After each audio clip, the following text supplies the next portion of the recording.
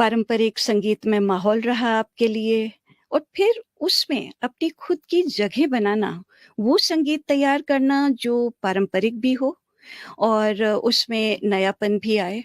यानी आपने गायकी अंग और तंत्रकारी अंग का एक अनूठा-सा मिश्रण किया है। क्या है वो? कैसे उसको समझें हम? जी, सबसे पहले तो मैं आपको ये बताना चाहूँगा कि जब भी कोई कलाकार बनते हैं, जब वो सीखते हैं तो जो उनको सिखाया जाता है वही वो सीखते हैं और पहले-पहले तो उनको खुद से कुछ अलग करने की ज़रूरत नहीं पड़ती क्योंकि उनकी ट्रेनिंग चलती है, उनकी शिक्षा चलती है, तो उनको वही सीखना पड़ता है। लेकिन मेरा ये मानना है कि कोई भी कलाकार को कुछ अपना संगीत या अपना आर्ट अलग करने की ज़रूरत जानबूझ के नहीं पड़ती है। वो खुद ब खुद ही होता है क्योंकि हर इंसान ही अलग है। जी।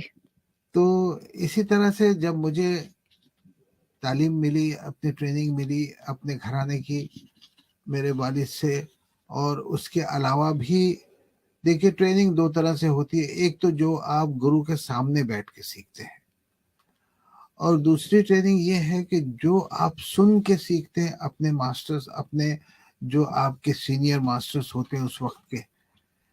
तो इन सब कलाकारों को सुन के और जो आपने सीखा है उसको समझ के एक अपनी शैली खुद ब खुद तैयार होती है जी। ज़्यादातर। लेकिन उसमें एक बात ज़रूरी है कि ये भगवान की या ऊपर वाले की एक देन होनी चाहिए, जो आप अपना खुद कुछ कर सकें। जी। तो ये भी मैं मानता हूँ कि एक ये टैलेंट और एक देन होती है।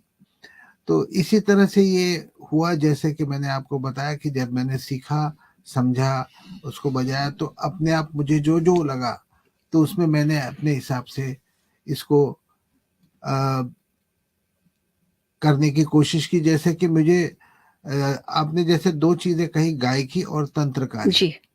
तंत्रकारी कहते हैं जो इंस्ट्रूमेंटल स्टाइल होता है हाँ। उसको। तो हमने तो इंस्ट्रूमेंट सीखा तो वो तो सीखना नेचुरली था। गायकी अंग का असली मतलब ये है, बहुत से लोग इसको ऐसा समझते हैं कि गाने की कॉपी करना, ये हुँ, सही नहीं है। हुँ।